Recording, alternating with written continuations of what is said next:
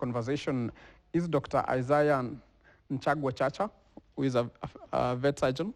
Thank you very much. Welcome to the show. Thank you. Tell us a little bit about yourself and what you do. My name is Dr. Isaiah Nchagwa Chacha. I'm a veterinary surgeon. I'm also an epidemiologist.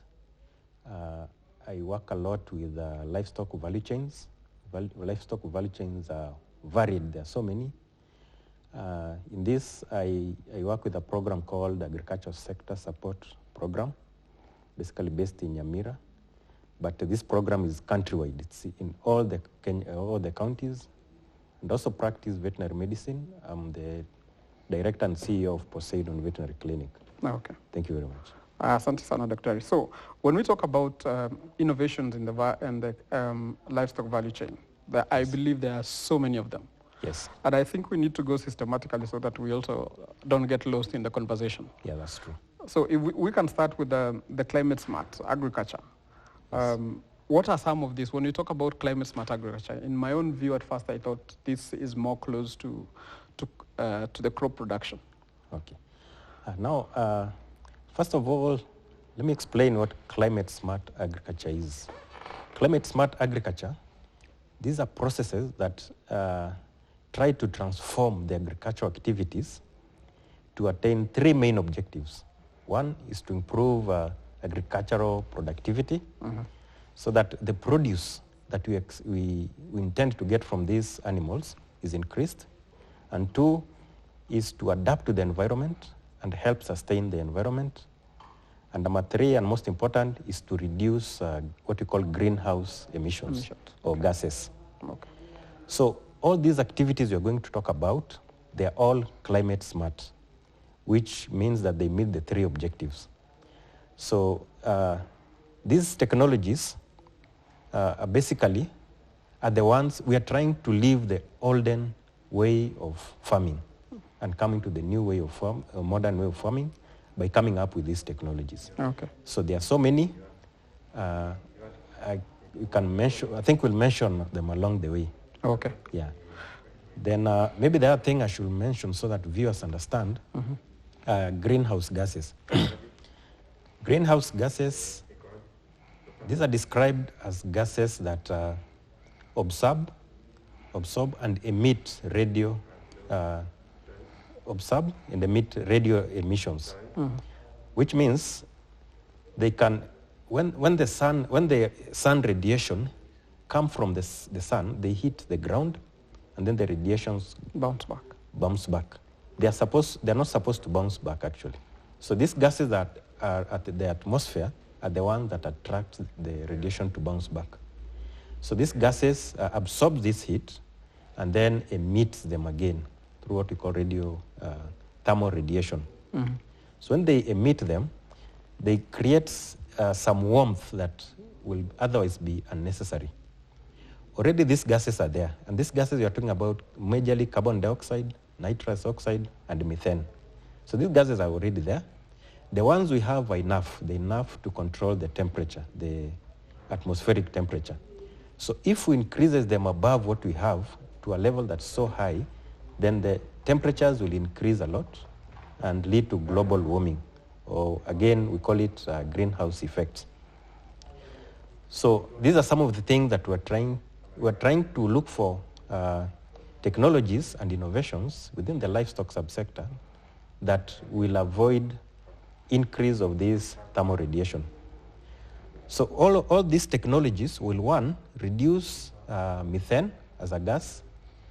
For instance, animals like cattle produce a lot of methane, mostly methane and nitrous oxide, because their manure, if you pack their manure in a bag and close that bag, after some time, that bag will be full of gas. The gas that we find there mostly is methane. So in terms of, let's say, one of the technology you can talk about is manure management. So this manure can be trapped in a chamber. Then this gas is collected, methane gas mostly, and this gas can be used. We usually use it for biogas, and therefore use it for cooking rather than release it into the atmosphere. Okay. So that's one. The other way is that you can compost this manure. There's a way it's put in a bag until it decomposes, and therefore it's used as fertilizer for crops, or you can sell. So in such a way, you'll have reduced the amount of methane that will be emitted into the air by using this manure as fertilizer for the crops. Yes. Oh, okay. So when we come to these climate smart technologies, yes. Where are we as a country? Do we still emit as much of these gases to the atmosphere, or as a country we are doing much better than the developed countries? Well, I can say we are lagging behind. Most other countries are way developed with these technologies, but we are not badly off.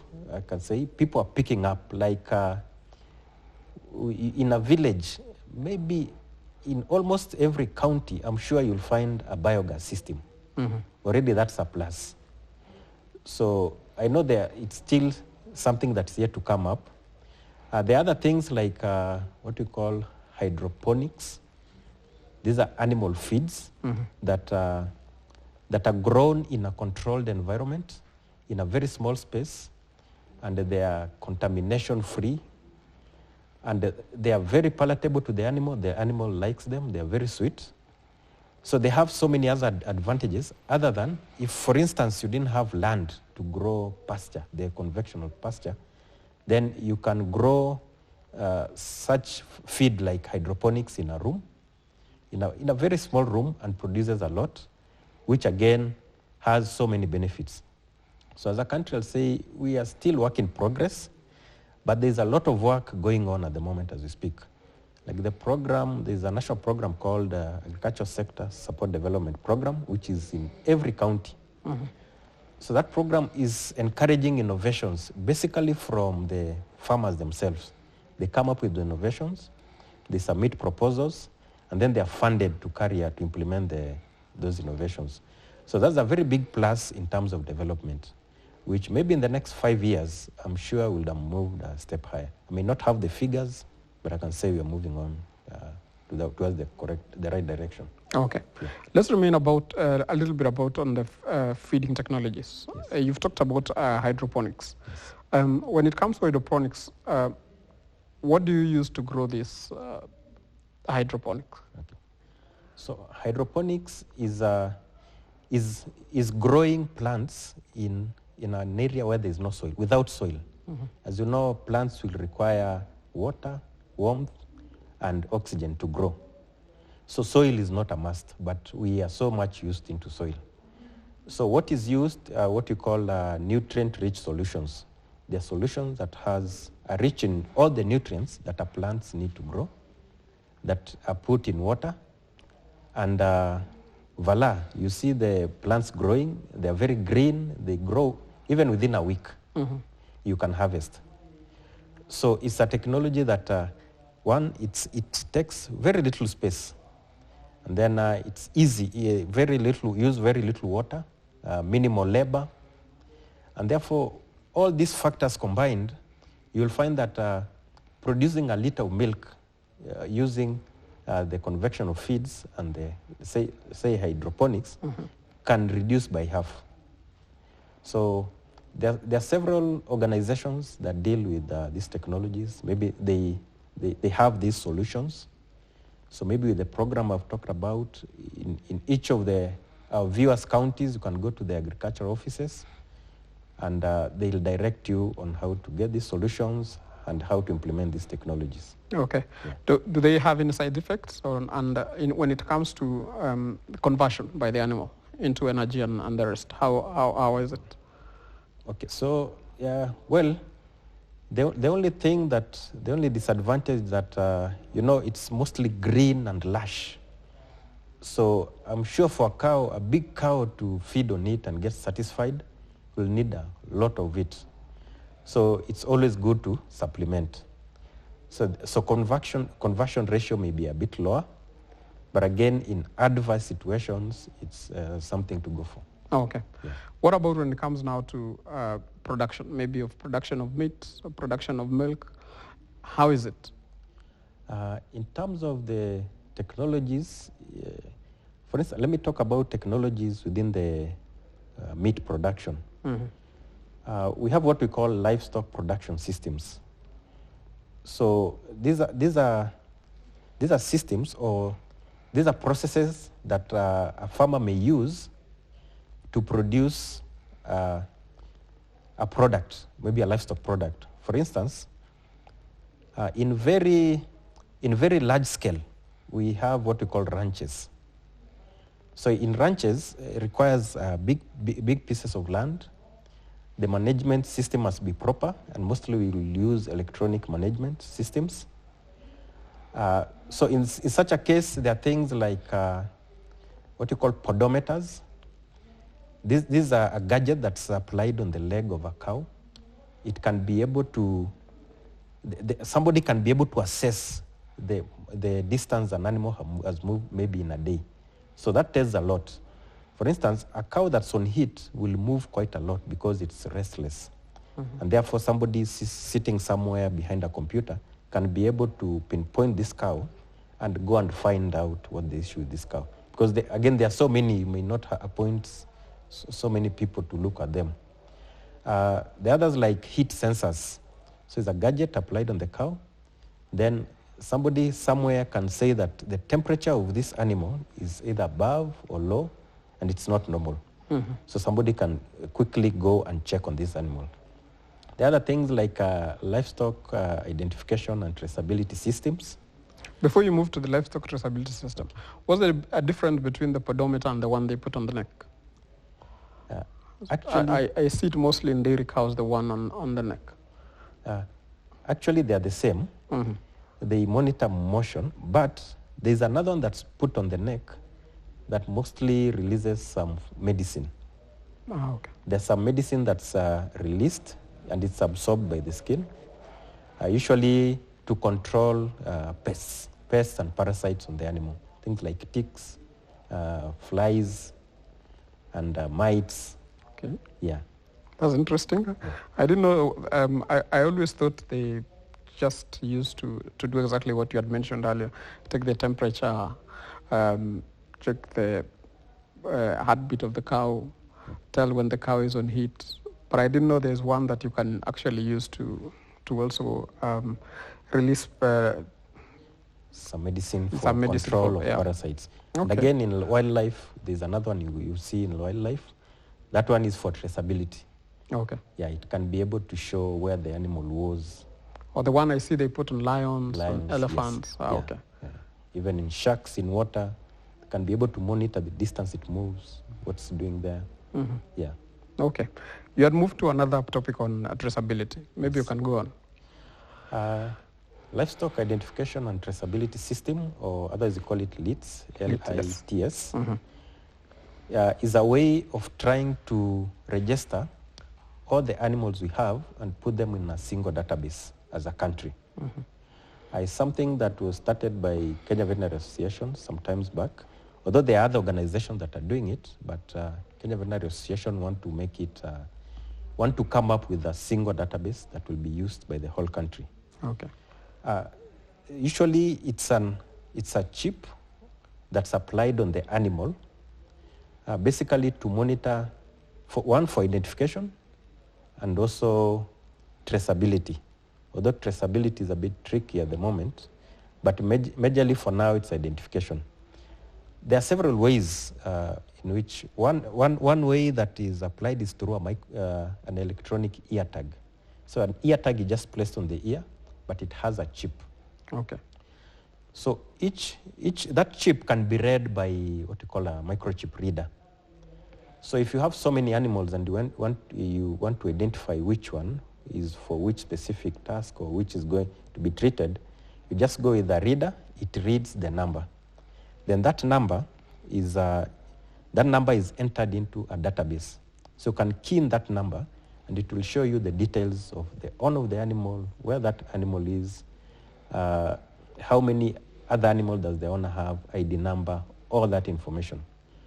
It's very important, especially in disease control, apart from maybe other things like cattle rustling. and cattle theft, but basically the main aim is for disease control. Okay.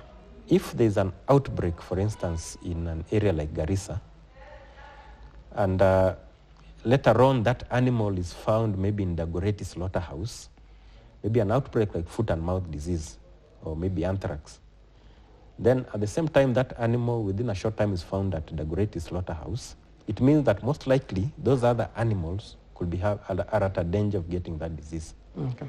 Yeah, again, during slaughter, those are the things we look at. The animal can be read and be identified where it came from.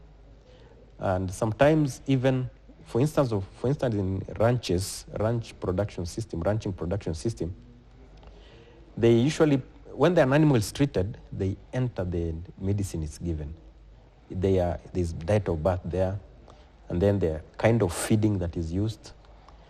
Again, it leads to marketing because there are people who want to eat meat that from an animal that's well kept and maybe organic. So when that animal is slaughtered, that is given a batch number that corresponds to that electronic chip. All the information about the cow. Yes. So you can go to a butchery and find meat packed with a certain batch number, which can tell you where that animal was reared. So if you want maybe an animal that's organic, has never been given some certain type of medicine, you can go for that quality meat. Okay. Yeah. So it's also a way of marketing. It improves quality of food, and that's where we are heading to. Oh, so we are not yet there. So I cannot go to one of my supermarkets and get that kind of meat. Well, there are few ranches that are known to be organic. Mm-hmm. Yeah. If they could have paid me, I would have mentioned them. But they are there. Okay. Yeah. So it means also it comes with a cost. Yeah, it comes with a cost because that's prime meat. So its cost maybe per kilo will be higher than the normal one. Okay. Yes, and most of these, especially the ranchers that are doing that, they have their own butcheries. So you'll see their butchery well labeled. Okay. Yeah. So we've not reached the point where you can go to the supermarket. Maybe some supermarkets later on will say that we get our meat, will announce publicly that we get our meat from this such and such slaughterhouse or ranch, which is humanely grown, reared, humanely slaughtered, and very few micro antibiotics. Because that's the other thing. When an animal is treated with maybe antibiotics or any other antimicrobials, you are supposed to observe some period before that animal is slaughtered or milk taken or eggs eaten. So this is one way that will assure you that for sure this animal may not have any elements of antimicrobial residues. Oh, okay. Yeah. So as a country, what do we really need to do to make sure we get there and we get there fast? Actually, especially for the small-scale farmers, because those are the majority of the farmers we have. For small-scale farmers, I think it's capacity building. Mm-hmm. We have to train them. We have to create awareness. There are so many cases where you get somebody's cow is sick, and because he's tried to treat severally and it's not improving, they decide to slaughter. They take it to a slaughterhouse and it's slaughtered. And in one way or the other, it bypasses the meat inspection procedures. It lands in our table with a lot of antimicrobials in it. And then for LITs, livestock identification, is something that started with the ranches because it was easy then to pilot there because of the large numbers. Mostly it was in Laikipia. So for small-scale farmers, you can say it's still a process, but can take time before they are reached. And it's also costly? Well, initially it was free as a pilot. Okay. But when maybe it's roll out, we estimate something that may cost around 200 shillings, 200 to 500 shillings. Okay. Yeah. So let's talk about another very important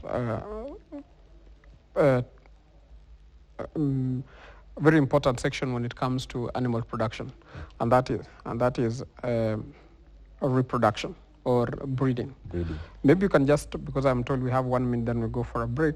Okay. We can just mention what are these technologies when it comes to breeding. When we come back, now we go into details. Okay. So technologies that exist in breeding, one, we have artificial insemination. And artificial insemination, we have things like sexed semen. The other one is in vitro fertilization. We also have embryo transfer. And there are some other things that are checked during breeding, like traits of animals, crossbreeding. So maybe those are the ones we'll talk about. Okay, I think we'll go on. I'm told they've given us a little more time. So let's start with artificial insemination. What is it and how has it been used over the years? Okay. So artificial insemination has been there for a very long time. It's not very new, but we define an innovation as something that's new, either within an area or it has not been done before that in that area. And it produces desirable outcomes. So for artificial insemination, it's mostly used in cattle. So semen is harvested from a bull with the desired characteristics. So with the desired characteristics, I mean here, if you want a bull that sires daughters who produce a lot of milk, then we desire that as a trait from that bull. Okay. Or very big animal offsprings, which can be used for meat. So semen is harvested from that bull. It's prepared, packaged, and then stored in a certain way, usually in very cold temperatures of around even negative 186 degrees centigrade. And usually we use what we call liquid nitrogen to store it in liquid nitrogen tanks. Then, so that semen will be stored for a very long time, even 10 years. So that semen can move all the way from England. We have a station here in Kabete, it's called Kagrik, where they do that. So you have that semen, you take that semen and insert in a cow that's on heat. And I say a cow that was on heat is a cow that's ready to be served. So instead of using a bull, an artificial insemination service provider will insert the semen to a cow that's ready, and the cow will conceive and produce an offspring. So that offspring will have traits of that bull that maybe you've never seen it, but it's what you desire. And sometimes you have other imported semen, so it can travel all the way. Instead of bringing a bull from England to Kenya to sire your cow, you just import a straw, a very small straw, about 5 ml. I think I've seen it. Yeah. So that's artificial insemination.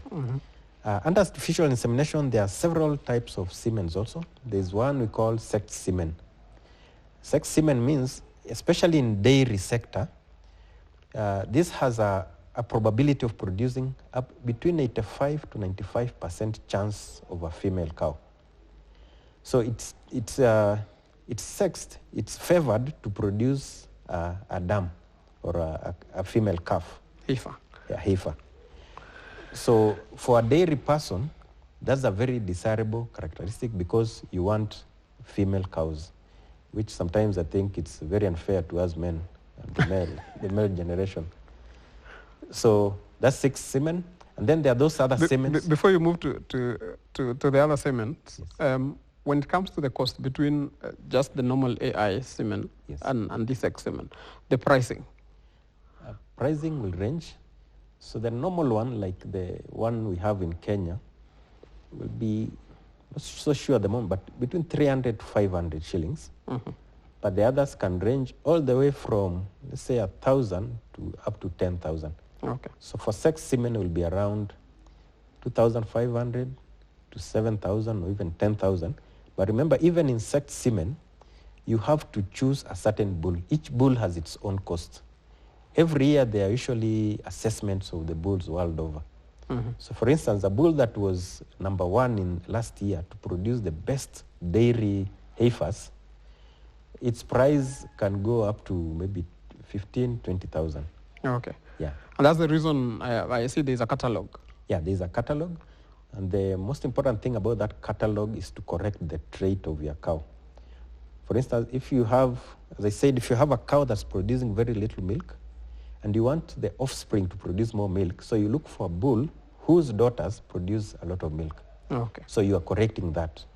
If you have a cow that has very long teats that touch the ground and therefore get sick all the time, you'll have to look for a bull, a trait of a bull that produces daughters with very small teats, so that you correct and they meet in between.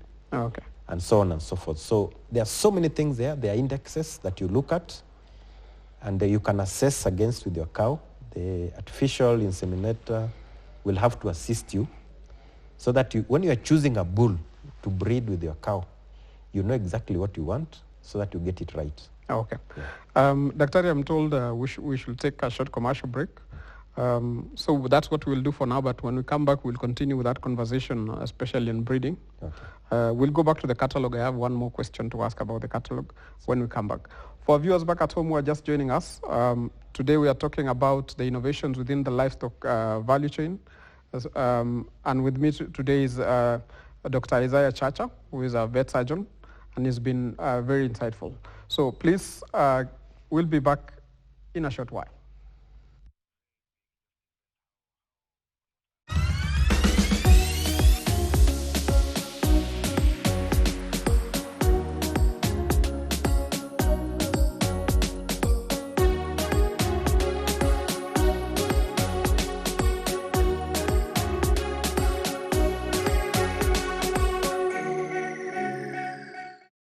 All through it, you know. We go to school, study hard,